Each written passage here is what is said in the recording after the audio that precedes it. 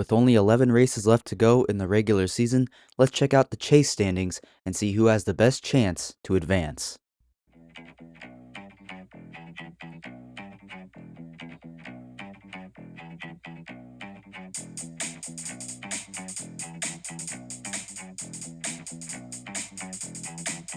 Welcome back to another episode of Talkin NASCAR. I am your host, Andrew. Hope you're all having a great day. With only 11 races left to go in this regular season for the NASCAR Cup Series, including this weekend at Pocono, things are quickly coming down to the wire in terms of the chase standings. So we got to take a look at those and see who is on the bubble, who is pretty much safely advanced into the chase, and who is more than likely out of contention to qualify for the chase this season. We'll also be taking a look at the O'Reilly Auto Parts Series and the Craftsman Truck Series standings heading into this weekend at Pocono as well. The Truck Series are off this weekend. O'Reilly returns to action. So let's go ahead and actually take a look, though, at the Craftsman Truck Series standings heading into this weekend at Pocono, one of their off weekends. Currently, right now, it is a pretty tight battle between the top three, with Lane Riggs leading the way, but Caden Honeycutt for Tricon Garage in the 11, only 26 points behind Lane Riggs, the front row driver, and then Lane Riggs' teammate, Chandler Smith, only 90 points behind Lane Riggs in third place. And even though 90 points may seem like a pretty wide margin, things can happen fast in this sport. One DNF can cut that deficit in half for Chandler Smith, and Caden Honeycutt can easily take over the top spot. So Lane Riggs, that points lead is nowhere safe anytime soon until the regular season is over for the Craftsman Truck Series. For the rest of the standings, the rest of the top 10 goes as follows. Gio Ruggiero for Tricon in the 17 and 4th place. Christian Eckes in 5th. Ben Rhodes and Ty Majeski in 6th and 7th place.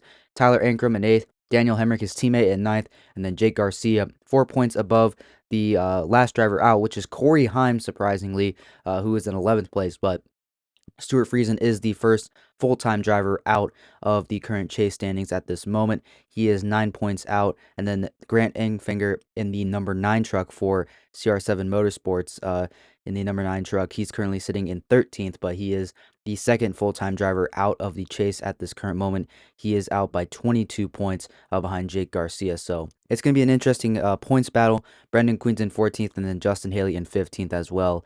I would have to say that, though, anyone outside of Grant Enfinger and Stuart Friesen right now might have a little bit more of a difficult time in making it into the chase at this current moment. I mean, anything can happen for those Ram trucks, but based on the pace we've seen so far this year, I don't think their chances are very high of making it into the chase in their first season back in the Craftsman Truck Series. But again, anything can happen. We'll have to wait and see. And then taking a gander at the O'Reilly Auto Parts Series standings, Justin Allgaier leads the way with a commanding 179-point lead over Jesse Love. Corey Day in 3rd place, Sheldon Creed in 4th, and then Brandon Jones rounding out the top 5. But with Allgaier having a almost 200-point lead over Jesse Love, like we've seen in the Cup Series with Tyler Reddick, it doesn't take much for that gap to quickly just go and be halved in like just a week. We saw it with Denny Hamlin. He's only, what, right now, 50 points behind Tyler Reddick in the standings right now for first place. So again, nothing is ever safe in this sport. Same can go for any bubble battle currently in this sport right now. Looking at the rest of the standings, Austin Hill in 6th, Carson Kvapil, Sammy Smith, William Sawalch, Parker Retzlaff for Viking Motorsports, Sam Mayer and Taylor Gray round out the standings and the drivers that are currently in the chase at this current moment. But the first guy out is Raja Karuth in 13th. He is only 12 points behind Taylor Gray. Brent Cruz is only 15 points behind Taylor Gray in 14th. Ryan Sieg is also 15 points out, and then Brendan Poole in 16th. He has a long way to go to get into that conversation. So right now at this current moment, I would say the 3 drivers, Caruth, Cruz, and Ryan Sieg, those drivers are the ones that are truly going to be fighting for a bubble or for a spot in the chase. But Retzlaff, Mayer, Gray, even William Sawalch as well, those 4 drivers currently in at this current moment, those are going to be the guys to watch out for and are going to be under the most pressure moving forward throughout the rest of the O'Reilly Auto Parts Series regular season, because they're right on the cut line right now. They're within a very close margin of each other. William Swalch only has 429 points, and then Raja Karu 387. That's not a terribly big margin that can be lost and gained for either driver. So We'll have to wait and see how the rest of the regular season unfolds. But there's a look at your O'Reilly Auto Parts Series standings heading into this weekend at Pocono. Now let's go ahead and take a look at the NASCAR Cup Series point standings heading into this weekend at Pocono. And I've kind of divided this section of the show here into three different parts. I'm going to go over the guys that are currently, I think, have a pretty good shot of making the chase nearly 100%, at least in the 80% range, maybe even the 70% range. Then I have the bubble, which I'll go over last. And then I have the guys that have a almost 0% chance of making it in my mind and have a very low chance overall, but there's still a chance. Those are the guys that are going to have to really turn it up if they want to make the chase this season. So let's go ahead and start out by talking about the guys that I feel are pretty well locked in to make it advance into the chase after Daytona later on this season. I mean, I'm starting out with the leader, Tyler Reddick, who does have a 51 point advantage over Denny Hamlin. I would say Hamlin's locked in as well. Just with how those two have performed this season, I have a hard time believing that it's going to be such a dramatic fall off through the rest of these 11 races that they will fall out of the top 16 in points right now. Then I got Blaney, Chase Elliott, Ty Gibbs, Kyle Larson. Those guys I feel pretty confident in. Like Kyle Larson, I mean, I have extremely less confidence in than Reddick or Hamlin, but at the same time, it's Kyle Larson, and while his performance has been down this year, it hasn't been atrocious to where he's kind of in the bubble conversation and we're not entirely confident in him. I still have confidence that he will make the chase. It's just not going to be in as much of a dominant and Kyle Larson fashion where he's winning races and is a perennial threat to win the championship. We just haven't seen that Kyle Larson yet so far this year. Then we got Hocevar, Buescher, Suarez, and Bell to round out the top 10. I feel like Hocevar and Buescher are pretty well safe at this current moment.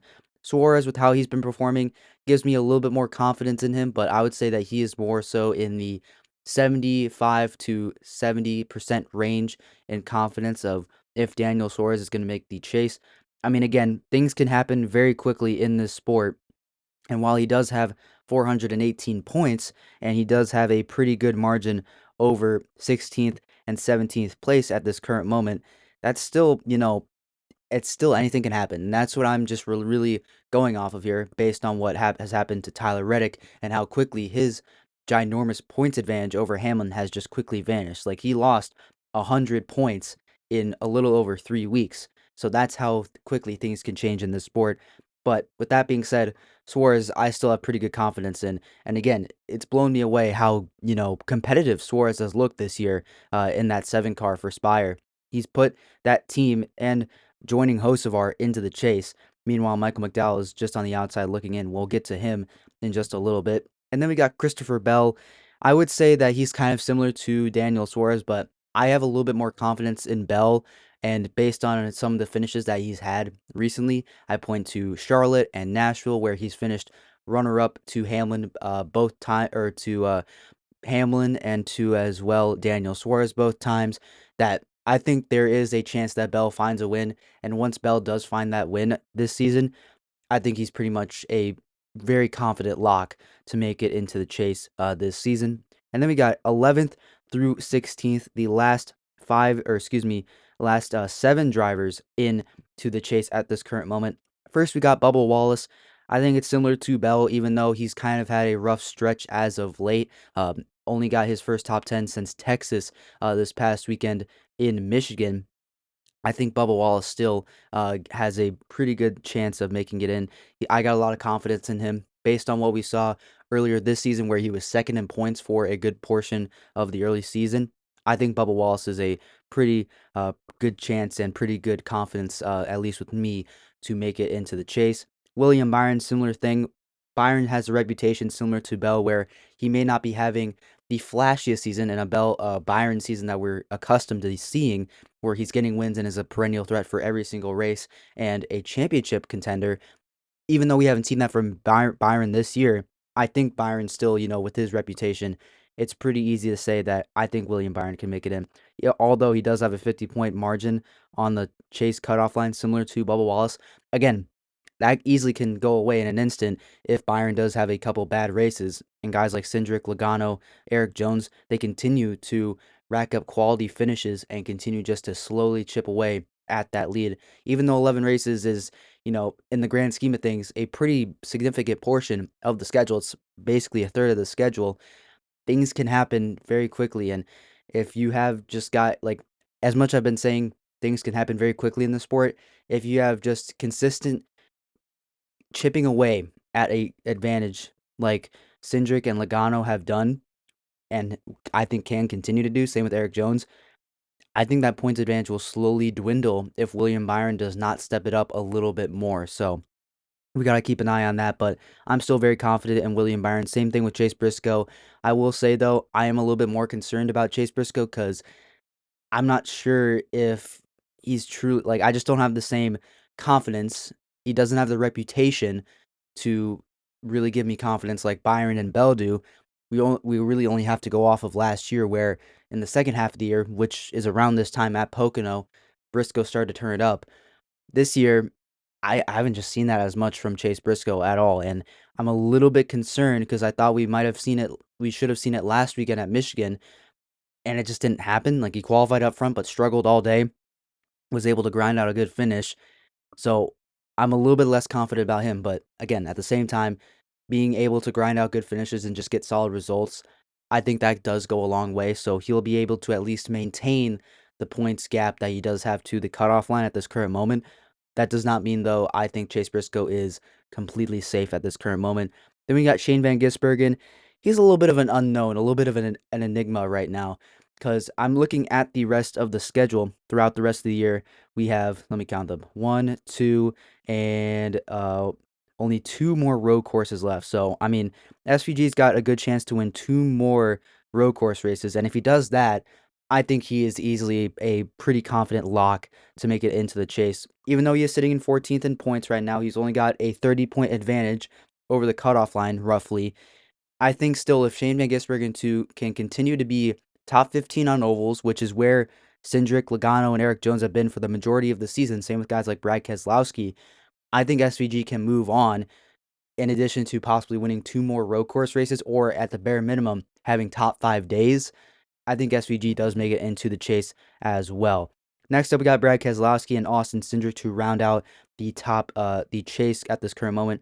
Keselowski roughly has a 20-point advantage on the chase at this current moment. Cindric, he's got only a 7-point advantage, or excuse me, a 3-point advantage on his teammate of Logano.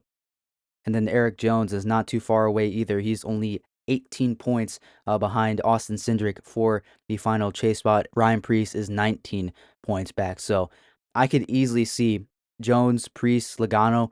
I could easily see those guys being this entire last spot, going back and forth with how Eric Jones has run over the last couple weeks. Ryan Preece, I think he's gonna have a little bit more work to do because he's kind of hit a rough snag in this season at this current moment. But I think Ryan Preece, with the car that he's driving with RFK and how well his teammates have done, Brad Keselowski and Chris Buescher, how well they've done this year, I think Ryan Preece can make that up in an instant. I'm also thinking of, if Ryan Preece doesn't have that penalty, he's probably in the chase at this current moment. So Ryan Preece is definitely chase caliber.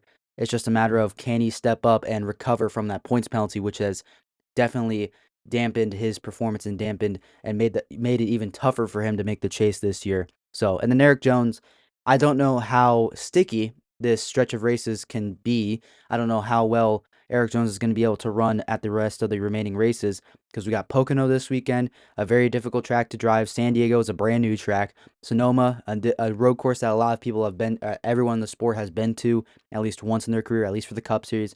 The return to Chicagoland should be a good track for Eric Jones based on how well he's done in these last couple weeks. Echo Park Speedway, it's a super speedway. Jones should be able to do pretty solid there. He's a decent super speedway racer.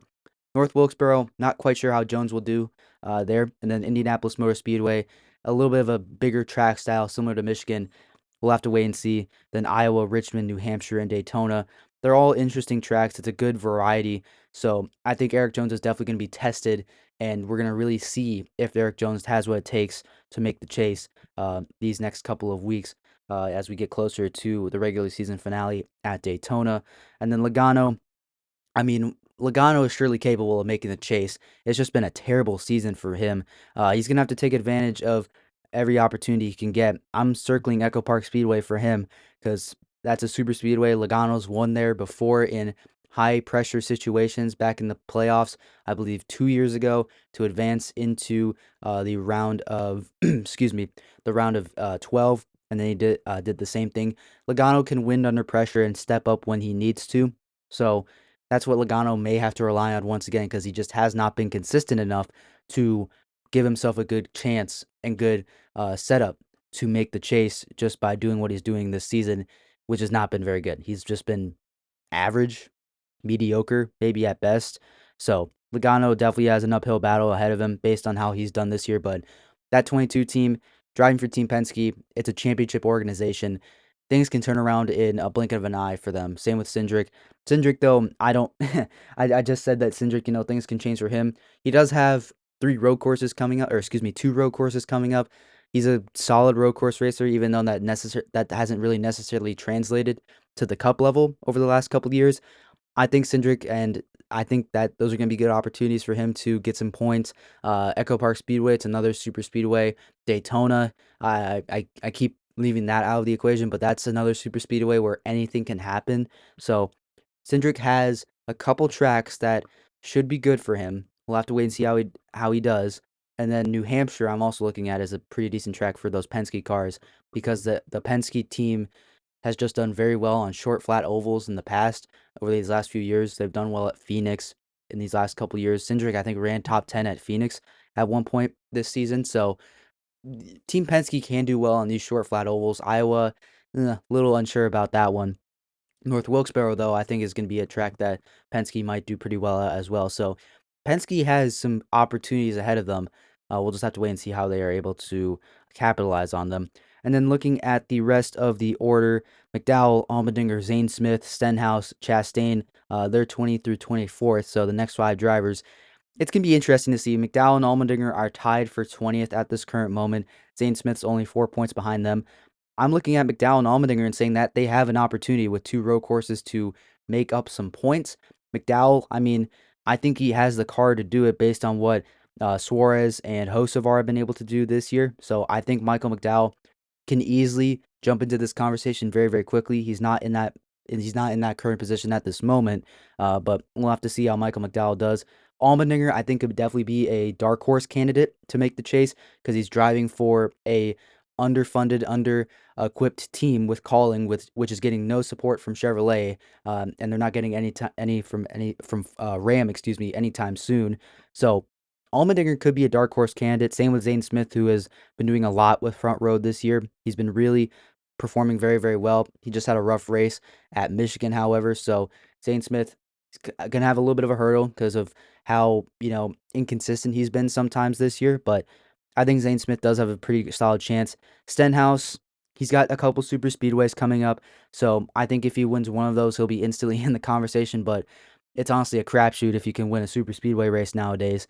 Chastain, just with how he's performed with Trackhouse, I feel like he's gonna have to do a lot of the heavy lifting because Trackhouse I don't think is giving him good cars to run very well at all. He's gonna have to pull some magic out of the hat to get another win. If he gets another win, he definitely puts himself in the conversation. But just with the lack of consistency I've seen from that team, I'm not sure if they're really going to be able to do anything. So Chastain's definitely going to be a guy to watch out for. But the light is quickly fading at the end of the tunnel.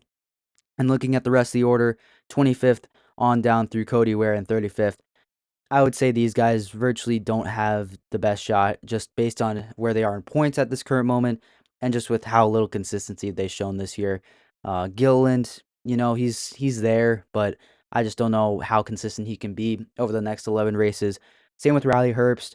Austin Dillon, I mean, we can almost pencil him in to win Richmond at this point, so even still with that, I don't think he's making it. Hunter Nemechek, again, not very much consistency out of him. Same with Noah Gragson. Josh Berry just is losing his ride, so I don't know how much motivation is going to be behind him and that team.